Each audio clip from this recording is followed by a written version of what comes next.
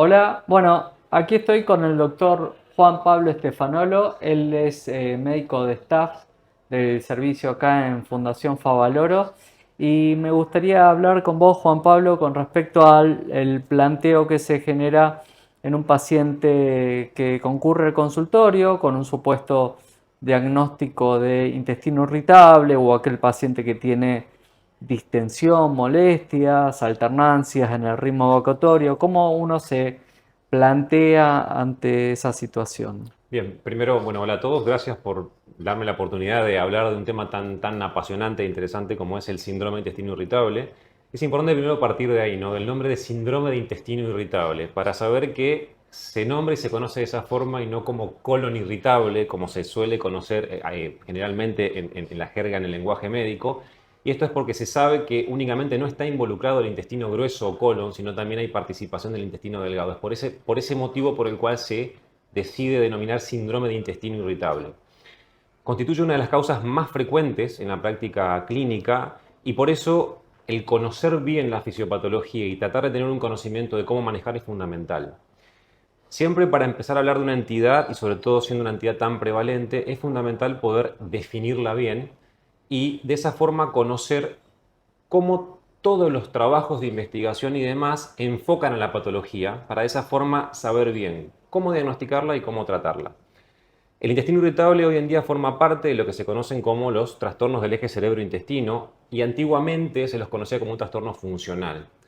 Para poner un poquito en contexto, un trastorno funcional generalmente era lo que se consideraba toda aquella patología que en realidad no tenía una causa orgánica demostrable, como por ejemplo una úlcera péptica, una úlcera gástrica, un cálculo en la vesícula o un tumor de colon, por ejemplo. Entonces, toda aquella patología en la cual no había evidencia de alguna lesión orgánica caía dentro del concepto de patología funcional. Esto era bastante complejo porque obviamente para poder quedarse tranquilo de que no existe nada que ocasione una sintomatología, había que hacer un montón de estudios y eso obviamente no es costo efectivo. Y es por ese motivo que Roma, el consenso de Roma, la Fundación Roma, que es como el grupo de expertos que más estudia esta patología, realizan reuniones cada determinado periodo de tiempo e intentan, digamos, determinar cuáles son las características que presentan ciertos trastornos y cuáles son, digamos, los estudios de mínima que hay que tener para evitar realizar un montón de estudios para poder descartar esta patología. Entonces, eso es un punto importante en el último consenso, que es el que nos está rigiendo actualmente, que es el consenso de Roma 4, desde el año 2017, en el cual se deja de hablar de un trastorno funcional y se habla de un trastorno del eje cerebro-intestino. Porque aparte en este último consenso se le da muchísima importancia a todo el sistema nervioso entérico, que es ese sistema nervioso propio del tubo digestivo que tiene conexión directa no solo con el sistema nervioso central, sino también con el sistema nervioso periférico. Entonces, producto del conocimiento de toda esta cosa tan compleja, se decide dejar de llamar trastorno funcional y forma parte de lo que es un trastorno del eje cerebro-intestino. Como dije, es una entidad muy frecuente en la práctica clínica. Se estima que alrededor del 4,1% de la población mundial presenta el síndrome de intestino irritable y en Argentina los datos son de 3,5%. Y en este último consenso se establecen y se dejan bien delineados cuáles son los criterios diagnósticos. Y es fundamental de que hoy en día cuando hablamos de intestino irritable hablamos de dolor como síntoma cardinal. Hoy en día un paciente no puede tener síndrome de intestino irritable si el síntoma principal no es el dolor. Entonces, en el último consenso se toma ese como síntoma cardinal y obviamente presenta otros criterios que también tienen que estar presentes.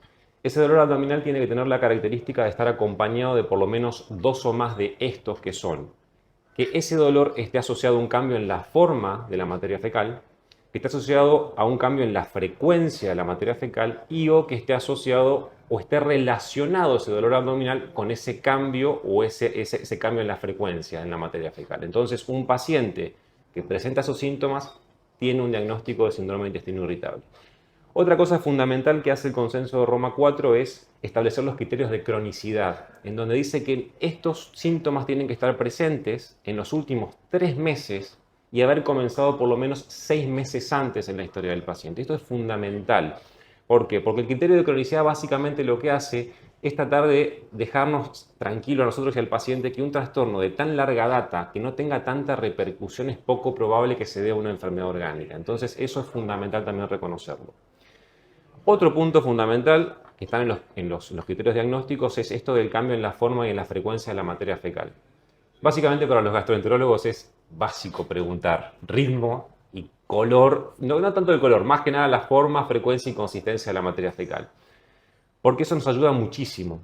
Y de hecho, dentro del síndrome de intestino irritable, basándonos en esa escala, que es la famosa escala de Bristol, uno puede determinar cómo fueron las deposiciones de los pacientes en el último tiempo. En los últimos 14 días, eso es lo que hay que preguntar mostrando la escala. Y según el tipo de materia fecal que predomine, uno puede subclasificar hacia intestino irritable. Y eso es fundamental también, no solo para poder ver qué patologías deberíamos ir a estudiar o descartar en detalle, sino también porque identificando un subtipo prevalente, el tratamiento que vamos a instaurar es diferente y tenemos mayor tasa o probabilidad de que el tratamiento sea exitoso. De esa forma, cuando el paciente presenta deposiciones duras, digamos, las más duritas, que son escala 1 y 2, en la escala de Bristol, el tipo 1 y 2, la mayoría de las veces, y presenta de las otras menos del 25% de las veces, hablamos de un síndrome de intestino irritable de variedad constipación. Por el lado contrario, cuando el paciente presenta deposiciones 6-7, que son como caca, como que fuese un puré en el inodoro, o si no, completamente líquido, cuando predomina ese tipo de deposición y se presenta en la minoría de las veces el resto de la materia fecal, se habla de un intestino irritable de variedad diarrea. El problema aparece cuando el paciente suele presentar, y es muy frecuente y cada vez más frecuente, que el paciente diga, doctor, alterno constipación y diarrea. O sea, cuando uno tiene en igual proporción las duras y las blandas, hablamos de un síndrome de intestino irritable de variedad mixto. Y cuando se presentan las características 3, 4 y 5, que son casi formado, el formado normal 4 y un poquito flojo, eso se llama intestino irritable variedad inclasificable. Se conoce y se sabe que el más frecuente es el intestino irritable de variedad de constipación, alrededor de un 33%. El de diarrea, el subtipo de diarrea es alrededor de un 30%, pero el problema está que, según los datos de la última encuesta, el síndrome de intestino irritable de variedad mixto es tan frecuente como el constipación. Es mucho más difícil abordar y qué hacemos como terapéutica, porque si un paciente tiene constipación, fantástico, te doy un laxante. Si un paciente tiene diarrea predominantemente, es fantástico, tratamos la diarrea y está. Ahora, si hay una alternancia entre los patrones, es un poco más complejo.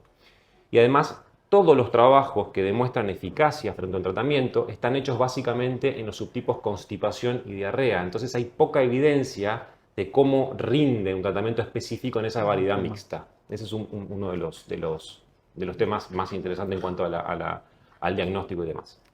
¿Qué es lo primero que haces frente a un paciente que tiene un supuesto diagnóstico de intestino irritable, o para poder llegar al diagnóstico de intestino irritable, no sé, a determinada edad, 40, 50 años, haces una serie de pautas previas antes de arribar al diagnóstico? Totalmente. Otra de las cosas que se establecen en el último consenso de Roma 4 es que para hacer un diagnóstico, el diagnóstico se hace en forma positiva y no por descarte como era previamente. Antes se hablaba de que un trastorno era funcional cuando se debía a algo no orgánico. Entonces el paciente generalmente terminaba diciendo, tenés un intestino irritable porque te hice un montón de estudios y no demuestra nada.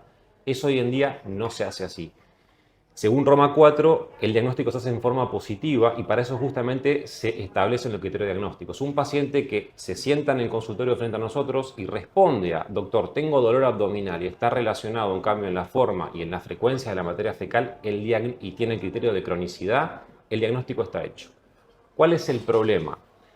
Los criterios de Roma son bastante sensibles, es decir, tienen poco falso negativo. Ahora, son poco específicos, porque hay otras enfermedades que también pueden parecerse y las enfermedades pueden cumplir esos criterios. Por eso, sí o sí, tenemos que poner foco especial a algunas enfermedades que remeden o simulen. Entonces, básicamente, frente a un paciente que se presenta a la consulta, cumple los criterios de Roma 4, yo tengo que tener en cuenta el subtipo y ver y tener en cuenta que ese paciente puede tener algunas otras enfermedades. Esto siempre y cuando el paciente no presente los que se llaman pautas de alarma o criterios de alarma en la consulta. Esos son ciertos criterios que están establecidos y demuestran que si el paciente los presenta, tiene más chance de tener una lesión orgánica que otro que no los tiene. Y básicamente eso tiene que ver con una pérdida de peso no intencionada, cuando aparece alguna causa de sangrado rectal, por ejemplo, también cuando se hace caca con sangre o el famoso hematoquesia o proctorragia, como puede presentarse en la práctica clínica. Si al examen físico encontramos también alguna tumoración, alguna cosa rara, o también puede pasar si el paciente se presenta con anemia, como parte de los estudios que trae, o me estoy olvidando alguno más, el tema de la edad también es fundamental. Tengamos en cuenta de que conforme nos hacemos más grande, la posibilidad de tener enfermedades orgánicas es mayor. Esto tiene que ver mucho con la relación y la asociación con cáncer. Entonces también se establece que si el paciente es mayor de 50 años, también hay que prestar atención y tratar de ir un poquito más con los estudios que se establecen por el famoso miedo y problema de tener algún cáncer de colon. Por eso es fundamental.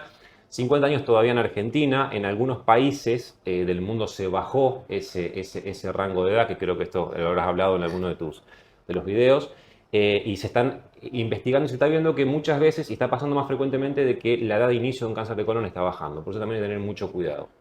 Entonces el paciente, volviendo a nuestro paciente, se presenta, cumple criterios de Roma, no presenta síntomas de alarma y ahí tenemos que pedir algunas cosas obviamente. Roma 4 de vuelta lo que hace es delimita y limita justamente lo que nosotros tenemos que pedir como un estudio complementario para que sea costo efectivo. Siempre un hemograma para buscar que no haya anemia, porque la anemia justamente se asocia a más chance de tener otra enfermedad. También hay que tener mucho cuidado, ahora está empezando un poquito más el tema de los eosinófilos, también porque los eosinófilos pueden estar asociados a trastornos alérgicos que pueden cursar con trastornos gastrointestinales con diarrea, pero sobre todo a parasitosis, que en áreas endémicas, en Argentina tenemos mucha área endémica de parásitos, también tenemos que tener en cuenta y ver eso. Y según la sospecha y el valor de eosinófilos, se podría continuar con un copro parasitológico seriado. Esto es más para nuestras latitudes, no está establecido en Roma 4. Otra de las cosas fundamentales creo que tiene que ver el tema de pedir una PCR, que es la proteína C reactiva en materia fecal, o lactoferrina. Nosotros no tenemos lactoferrina hasta lo que tengo conocimiento en Argentina.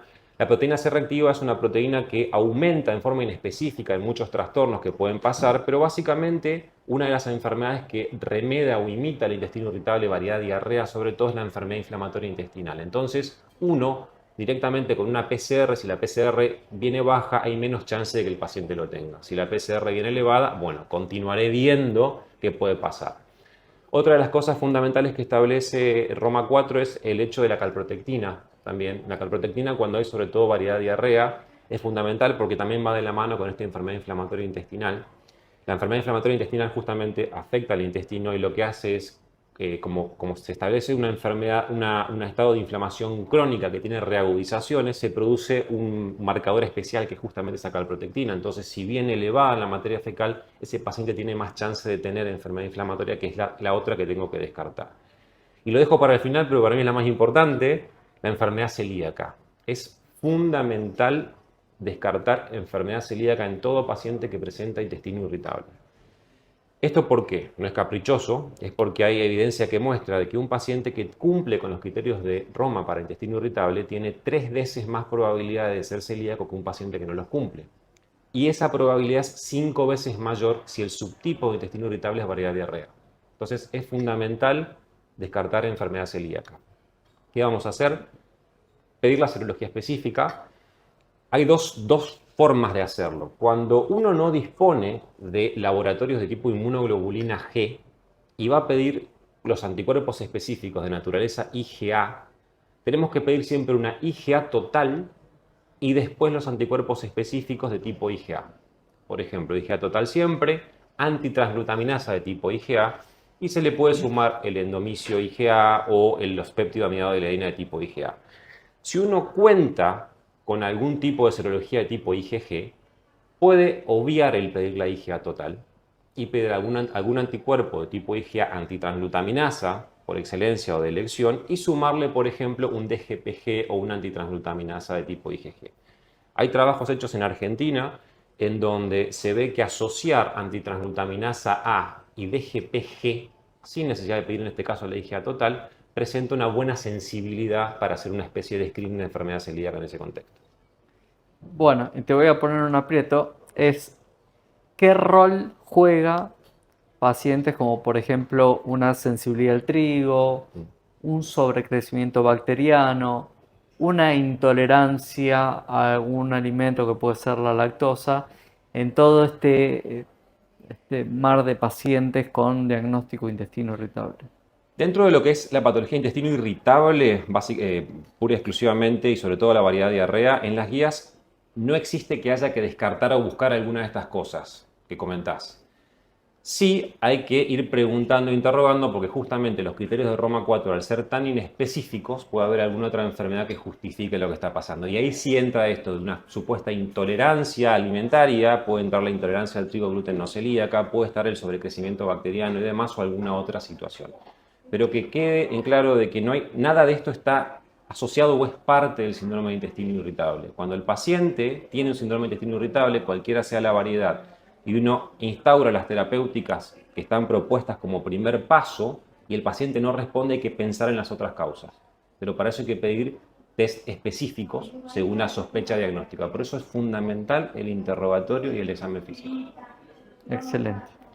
Bueno, Juanpi, muchísimas gracias.